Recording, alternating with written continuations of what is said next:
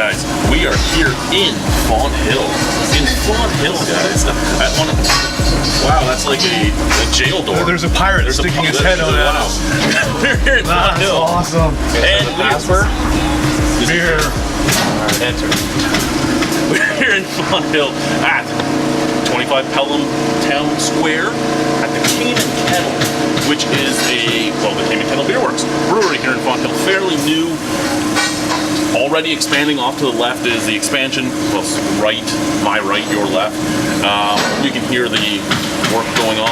And we are in basically the only licensed alleyway in Ontario. Which means if you are going to be one of those guys curled up on the street, well, curled up on the stairs with a beer in your hand, you're okay. So here we are, and we're going to... which technically means I probably can't smoke in the alley. No, you couldn't. Oh, let's take a walk into the building, shall we? Again, you can see we have some wood and everything blocking off the expansion. So it's beautiful. I mean, how great is it that you can walk through a beautiful old alley and drink? I mean, I think that's beautiful. So let's go on inside, guys. Why, thank you, sir. After you, good sir.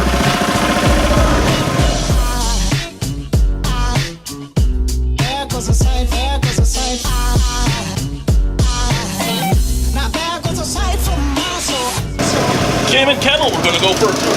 Is that a beer?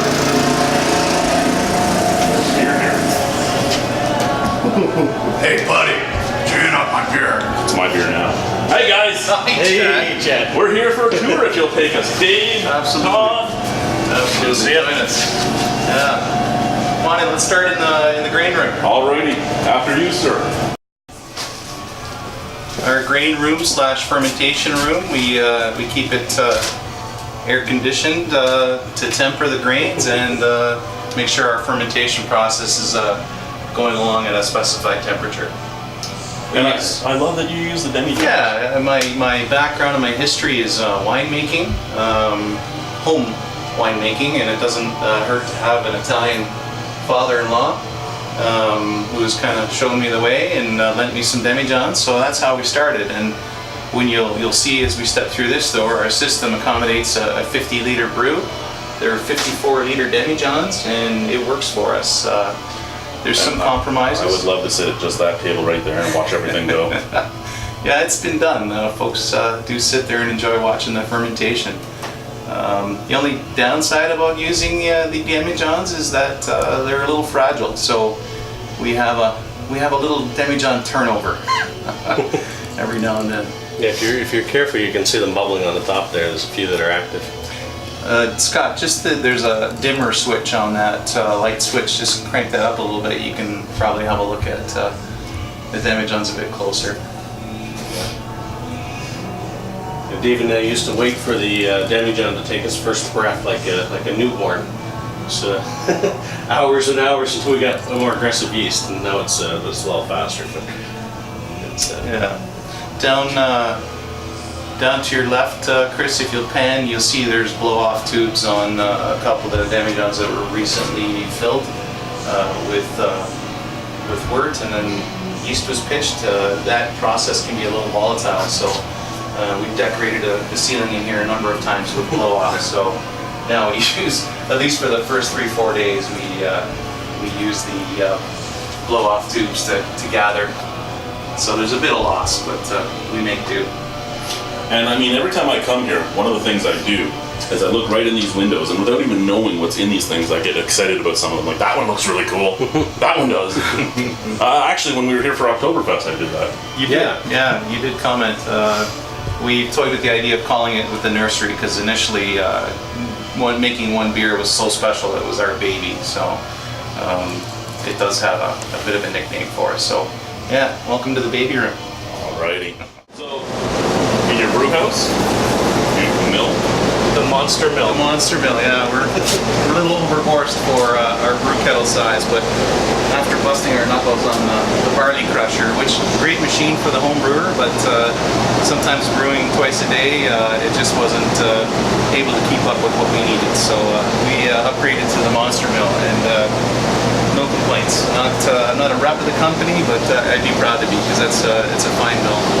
And I investigated to what Niagara College was using in their teaching facility, and there's a mill that goes through numerous grinds, and basically got a similar mill.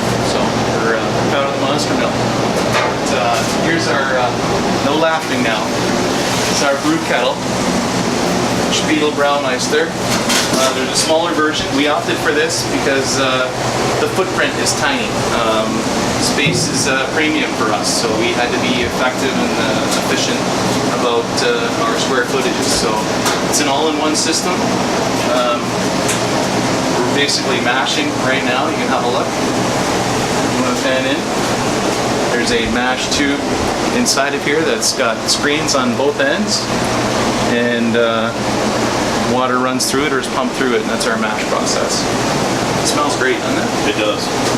Now, are you going to keep this as a one-off pilot system? Yeah, I think for the days of future when we have big system running and we want to do the dill pickle peanut butter beer, this is the size we want to do that at.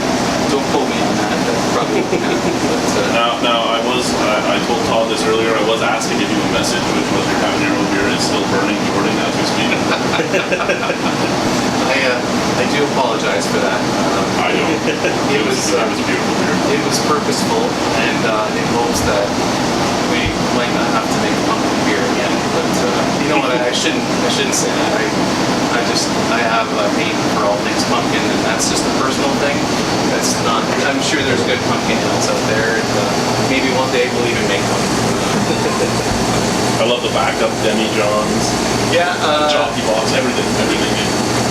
What's great about that is our customers. These have been donated. I think we started with 7 demijohns. Right now on the racks we have 18, and there's 4 now, and 2 or 3 in cleaning. So yeah, they show up on the doorstep. Yeah, they people drop them off at the nursery. So really like babies.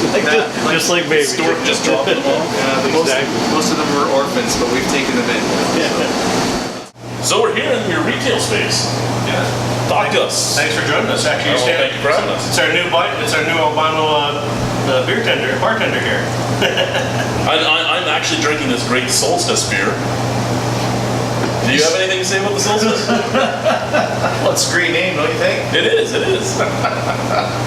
Well, if you've been here and had our Equinox Pale Ale, which Chad has had the pleasure, it was meant to be the Equinox Pale. Unfortunately, I forgot to dry hop it with more Equinox, and my fault. So I didn't want to give people the impression it was the same beer.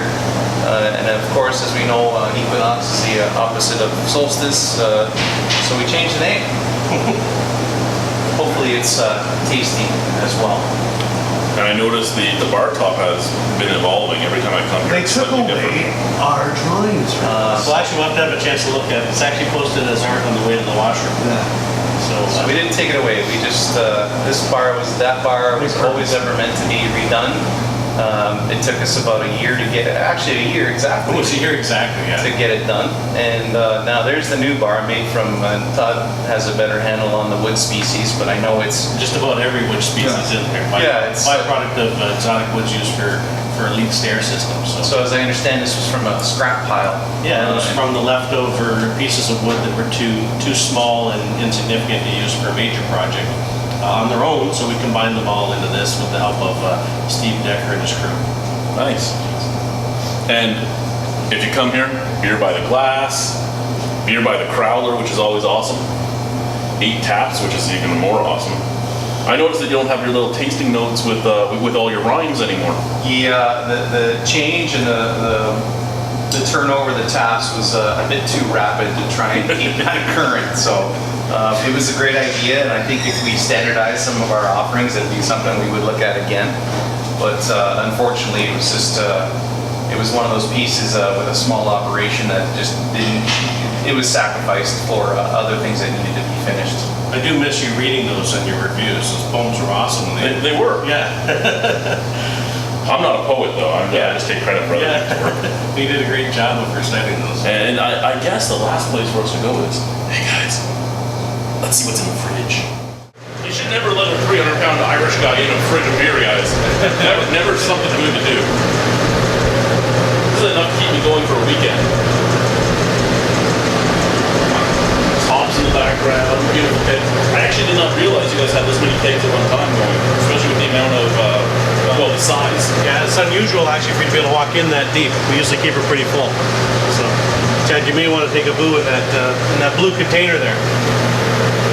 Take a look at it. The blue container that's on, yeah, there. You see it there? So let's keep our spent grain. Ah, spent grain!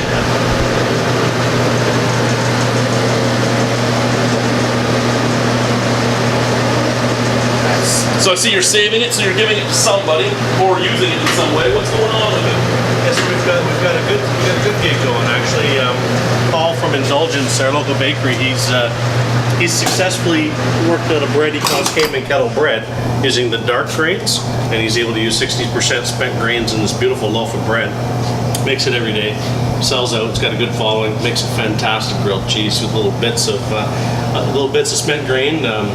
That harden as little nut jewels that grab the butter and the cheese really nicely. So He said nut jewels. Nut jewels. He just said nut jewels. The other good thing about the grains is we had a local farmer, Stephen and Crystal. They have some heritage pigs. I hadn't heard of.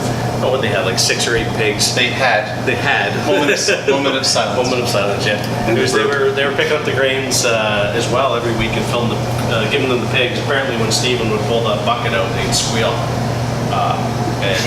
Yeah, pigs love spent grain. They were tasty. Actually, we got a few chops out of that. now there's some. So it's much like my grandfather. He used to have 2 cows. He named them roast beef and hamburger. That's exactly. Well, right now that you mentioned cows, White Meadows Farms actually is picking up the grains and feeding the cow herd. That's just to the north of their farms. Alrighty. Thank you guys for the tour. Cheers. Cheers. There goes a sight from my soul. Good day, guys. Here still at the Kame and Kettle with Todd and Dave. The other husband, Scott's back there. Christopher is wandering around. I'm going to get to know you guys a little bit. So first and foremost, what do you like the most about the industry? I think it's a wonderful brethren of people. We've never been so overjoyed was when we went to the first, what's it called, the Canadian Brewing Awards? Steve and I, yeah. It was the day we got our corporate license for our business, and we showed up there with our tickets. Everybody was just amazing at that conference. They're welcoming us in, they're talking about what they did, trials and tribulations, don't do this, do this. It was invaluable to us, and we never experienced that. Both of us took away like, this is unbelievable. And then subsequent to that, we've encountered that as well with collaboration brews and other assistances when we needed to talk about upgrades and parts and what to do right, what to do wrong. So I think to me that's been the most significant component of the industry is the sort of the cooperation that we have. Yeah, actually, we just filmed at Plan B last week, and John was throwing out your name with, I couldn't find a crowler machine. They were, call this guy. Yeah, cool. We, community, absolutely. We pass on the same way, and I think early on I brought Daigle of Brimstone. Yeah. He was the guy that kind of cut us some slack and did us some favors. And all he asked in return was, you know what, pay it forward. So that's words to live by, and an example of the kind of community that we run into. So yeah, we've done the same. We've offered help to new and up and comers. Plan B is one of them. We wish them well. They have taken some ideas from our model, which is great. We are, it's a bragging point for us. So hopefully we're doing it right. I mean, in addition to all the other breweries, just our customers are like that. I mean, basically, if you forgot to ring in a beer, they're basically like, no, I had 5 beers. They're just so honest and there's such integrity. And the worst thing we could run into is someone saying, well, that's not my flavor, that's not my style of beer that I like. When we offer them a new one, they're like, no, it's my choice. So like just such an honorable group of customers as well. It's very enjoyable. So the short answer would have been people, right? Yeah. it's a good business. People are just good in this business, and as customers and as colleagues. So, Least favorite part of the industry? well, People. The best and worst. that's a hard to pinpoint. I don't know. How'd you feel about those beer taxes? It's just the nature of the beast, so they don't bother me. It's not like it was a surprise, but it's not fun pushing paper. I know. I think not a pet peeve, but folks that don't understand what we're about or what we're trying to do here and cast their dispersions on the process. It's handmade beer. There's a process that goes through it. It's more costly when you don't have scale, and for people to poo-poo that.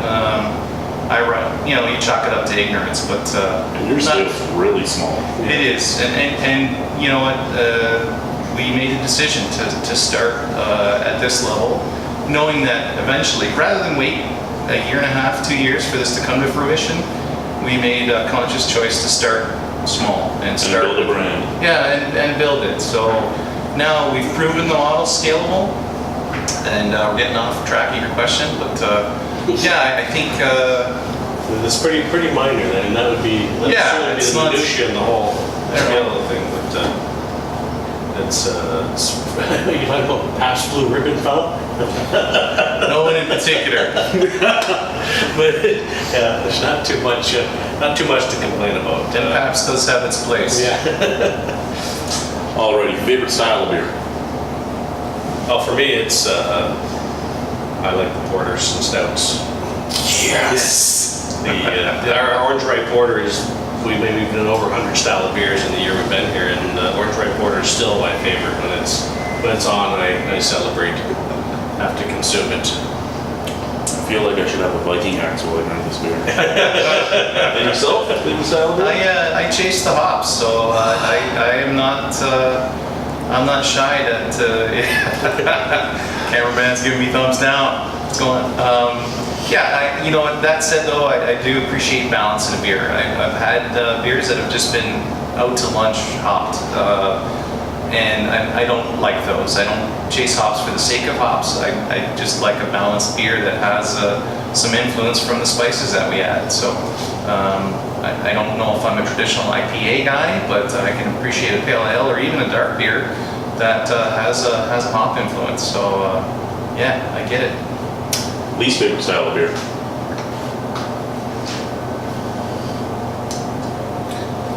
Mine would be Brett aged beer. I'm not a big fan of Sours, yeah. not a sour, so like I don't mind some of the lighter sours, but anything that's sort of the Brett aged. You don't like that horse blanket? That horse funky, blanket, yeah, the funky, yeah. That's used by everybody now? And I'm not even 100% sure if it's used by everybody on purpose or it's the brewery has been infested with Brett, so we just start dealing with it. Just start celebrating it again. Yeah, I mean, I can drink it. It's just I wouldn't go out of my way to get it and then try and consume it. So. Yourself? I don't know if there's one specific style, but anyone that's just alluded to earlier with the hopping, if it's done to an extreme. For example, our Jack-o'-lantern fire, for example.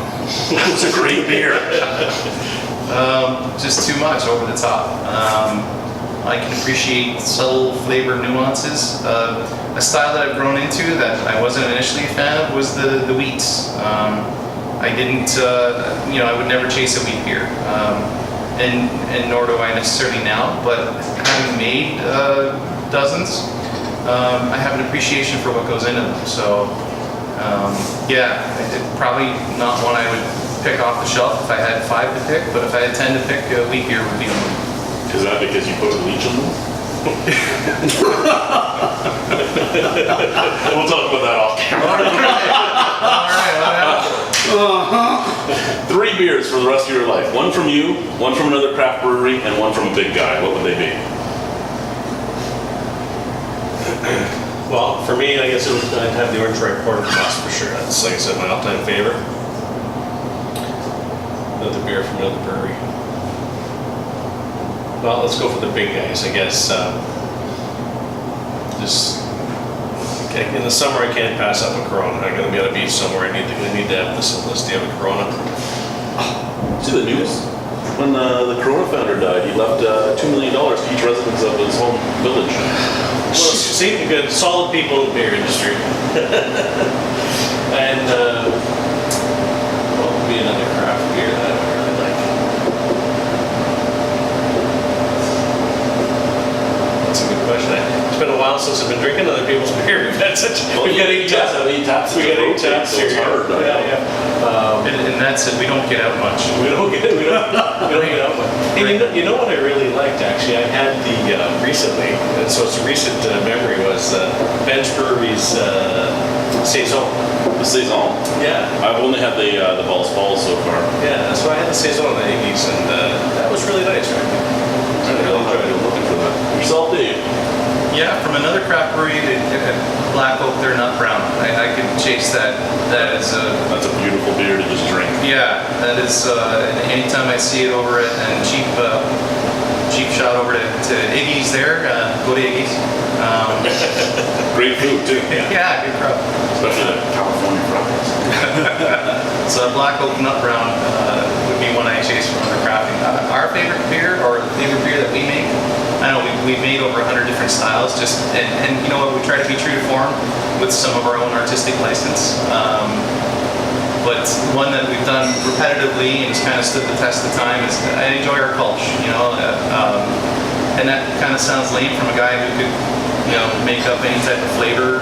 Well, it's beer for the rest of your life, so that makes sense. Yeah, I mean it's drinkable. The carbonation is nice, and then to Todd's comment about the Corona, that's my Corona, right? I mean that would be the one I'd choose on a hot summer day to squash after cutting the grass, right?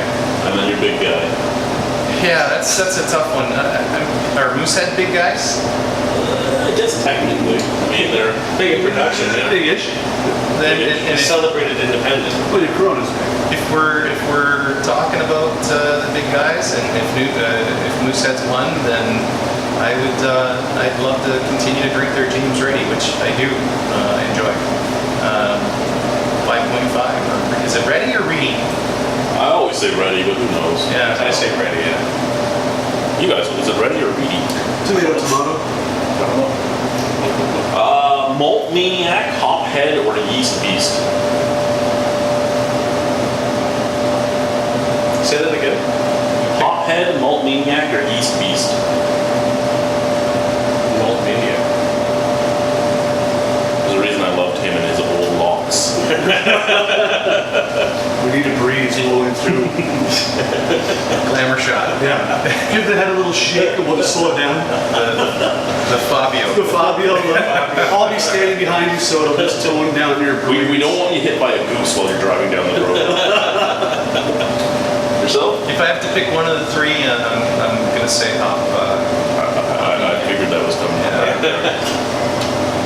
Weirdest ingredient you've ever brewed with?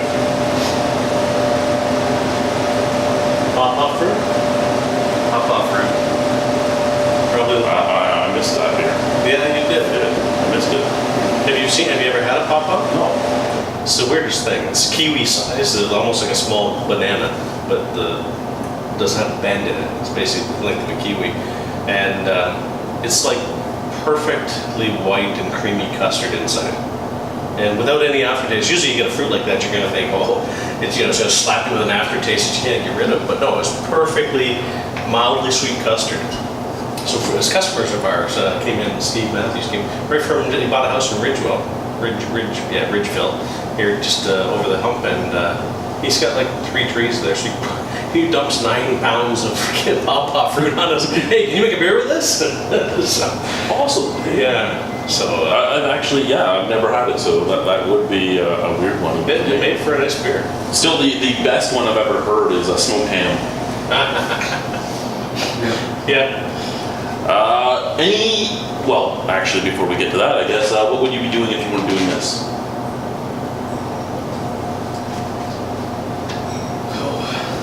I guess that's a good question.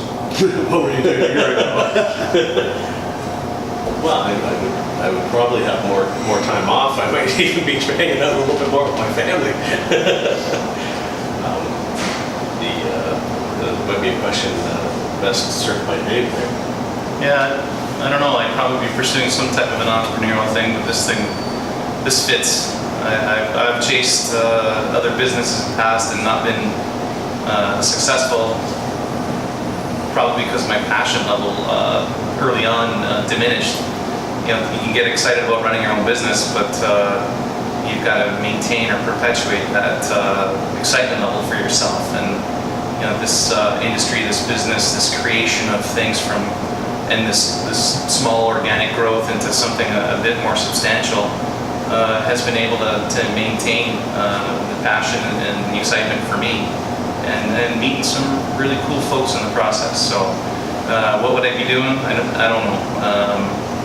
But in some way, in some fashion, I would hope to be part of a movement whereby a mom and pop shop could be maintained or grown. And lastly, any advice for anyone new to the industry that wants to get into it? I think there's the same advice that Dave and I had heard over and over again. Is just if you're going to get into it, make sure that you brew a beer that's better than ours. So out of respect for the industry, we don't want to have any bad beers.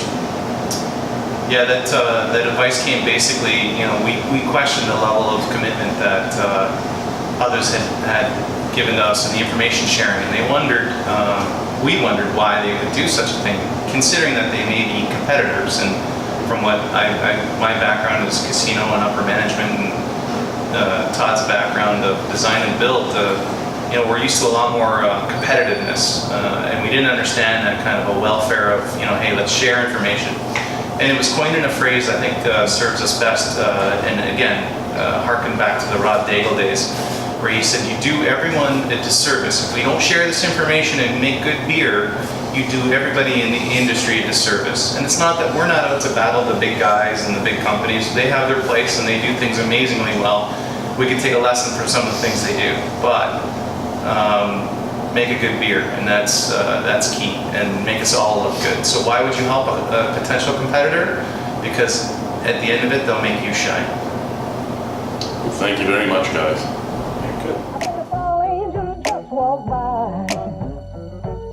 Well, guys, we're here in what's going to be the expansion to the Kame and Kettle. The expansion to Kame and Kettle, yes. And you're fairly new for an expansion, and especially an expansion of this size, so I'm excited. Yeah, we are excited as well. This is going to be expansion to our tap room and production facilities. So this is 1,800 square feet. In here, we're going to have expanded tap room, our bright tanks. We'll be doing packaging and kegging here. We're going to have a nice connection to the alley. You can see a large door over here. It'll take us into the alley, and that'll be how we link up with the existing Kame and Kettle section. Back over here, if you walk with me, you're going to see through that opening, that's going to be a giant cooler where we're going to keep our kegs. That'll have a capacity of around 600 kegs. Which is a lot of kegs. It's a lot of kegs. Especially if you were doing them in your little demi-crowler sizes. It'd be a big change, yeah. The bright tanks are basically going to be, I can simulate a bright tank, but basically the bright tank's going to sit about here. So there's going to be two 30-barrel bright tanks beside each other here. Washrooms will be back in that corner. Keg washing and keg storage will be far in that corner along with mechanical. This will be a wide open space. There's no supports. So it'll be work by day and party by night, kind of like a mullet. You know, we'll have this, will be a convertible space between rolling tables that will deal with packaging and production during the day. I actually didn't even think of this, but now that we're talking about the big expansion here, are you thinking about doing any kitchen stuff, any food? We are going to look at a food program, but we're looking at that basically through partnership with other restaurants, kind of some specialized menus, and bring some food in, not to take away from restaurants and make this a full-blown restaurant, but to get some tapa-style food that would be complementary with the beer, give you just the right mix of food and beer so you can have a good night out for a few hours.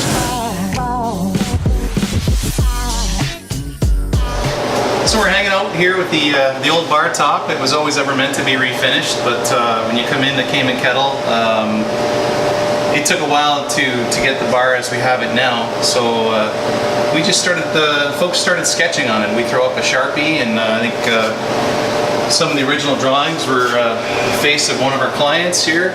You can take a better look at it after if you like. But in the spirit of capturing that, we hung it on our hallway wall here, and you can come see it. And you know what? If you want a Sharpie and add to it, feel free. And in the spirit of reusing things, came around Christmas time, and there's always an abundance of these Mandarin boxes. We wanted folks to be able to reuse that, and we wanted to reuse it because there's no good way to recycle. They end up getting burned or tossed in the garbage. So we use them to carry our crowlers, and folks come in and donate them, and we use them as takeaways. So if you have any, bring them in. We'll use them for crowler kids. And further, in the spirit of we used to give out, in lieu of these, if we had old grain bags, but now my father-in-law makes these 3-pocket grain bag carriers that we sell here.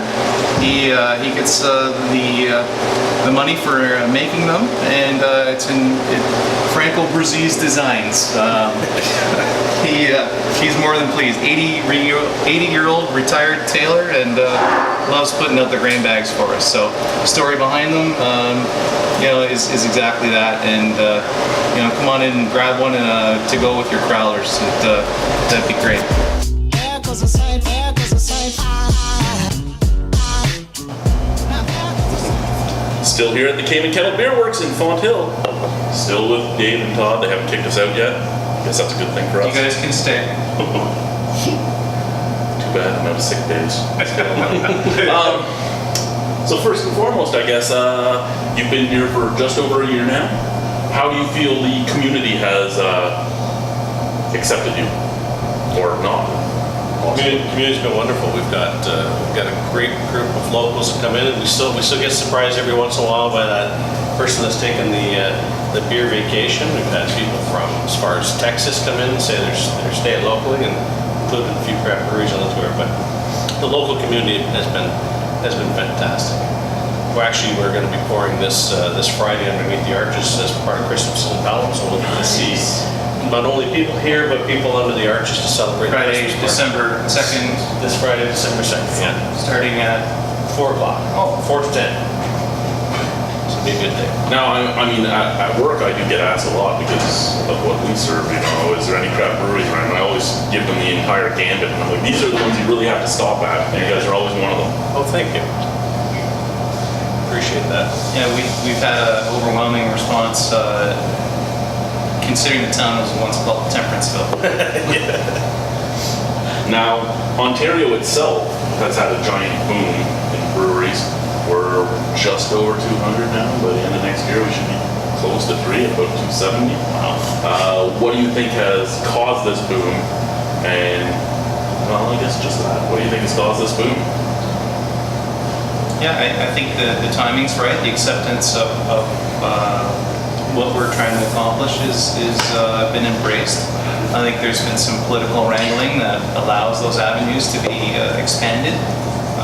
So yeah, you're seeing kind of a shift towards support of the mom and pop shop and all things hands made, and folks are supporting that. So there's the consumer wave, there's the political structure to back it, and there's also folks that are passionate about beer in general that have really caused this thing to blow up. I'd probably agree with that. The Niagara region itself is blowing up. I mean, if you take Niagara region and you take all the way from Ridgeway to, say, Hamilton, you're basically the Golden Horseshoe. By the end of next year, we're supposed to be at 26 breweries in this area. Amazing. And I mean, that's about the same footprint as, say, the GTA itself. And I mean, it's getting close to the GTA numbers then. Why do you think the Niagara region is blowing up like this? I think that it's already here, and the wine folks have kind of blazed the path, and that's brought culinary experiences and expectations with it. And now we're like the second wave, and I think the next wave is distilleries. So eventually in this little peninsula, you're going to have a great place to be able to go for entertainment and food and drink, and pick your pleasure at that point. Because I think the wine industry's been here. They've blazed the path early on, and beer's next, and now, and distilleries are even starting to sprout as we're doing this interview. So. And you have actual brewery tour companies starting now instead of just wine touring companies out here.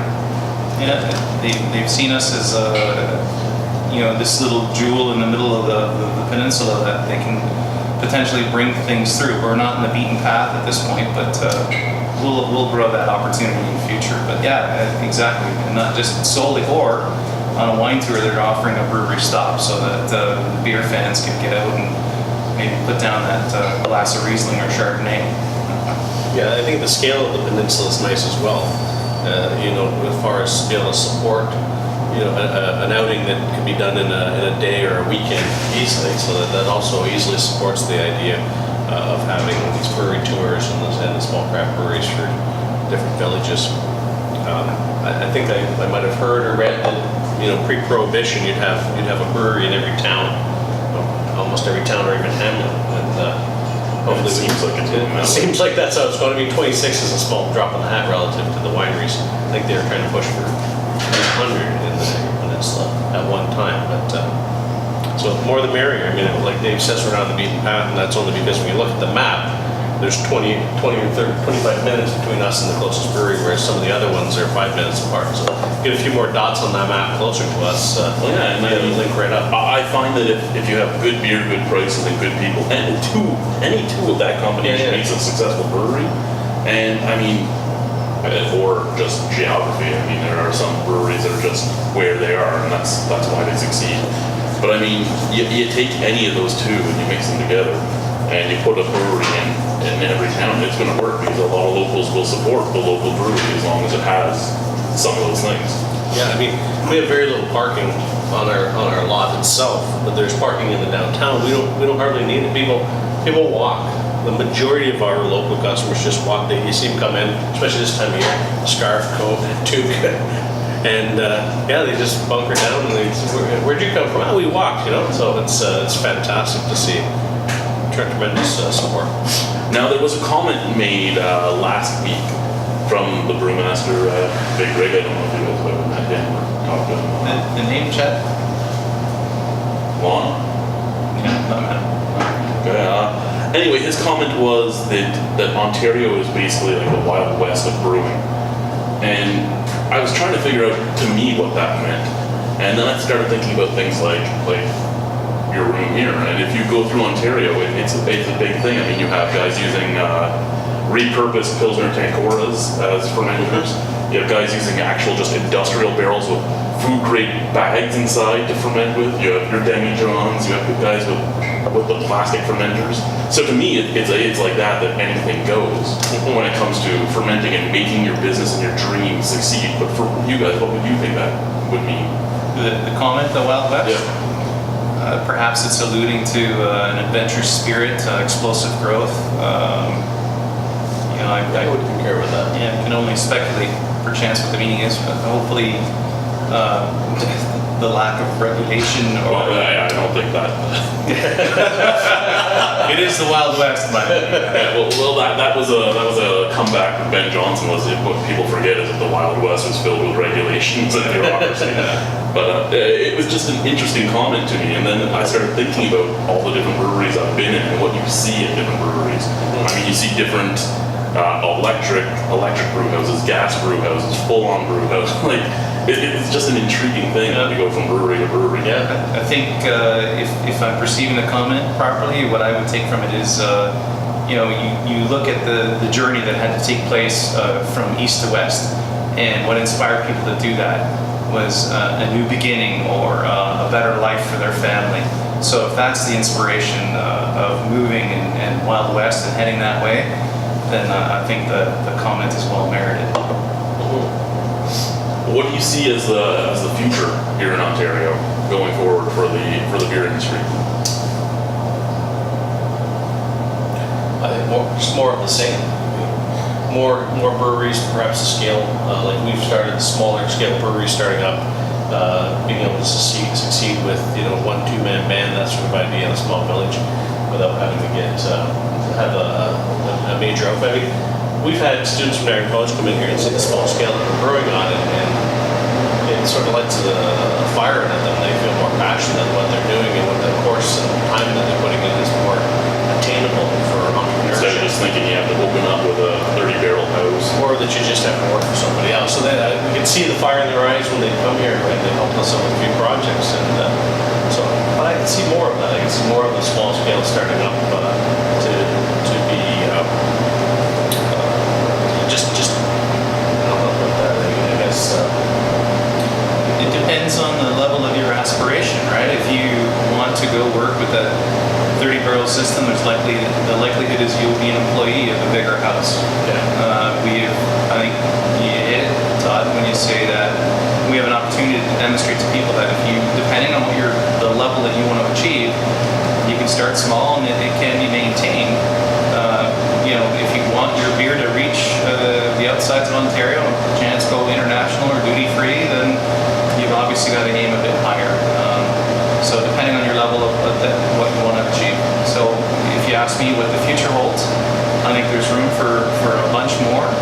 I think folks just got to set in their mind the degree of growth that they want to achieve and be realistic about it. Given a small brewery and your output, you have to gauge your traffic and your income as a result. Also, we now have 2 colleges that do a brewmaster course, and then you have the different universities in other countries that do brewing science. How do you think that affects the industry? I think it supports growth in the industry. It makes awareness it makes everybody more aware, and helps to grow what we said before, which provides quality beer. So it teaches, it exposes everybody to an opportunity to make the quality beer because they'll have background in proper brew making. So I think that college is a tremendous idea. We've seen some of the graduates, so we really admire that program and support that idea and initiative 100%.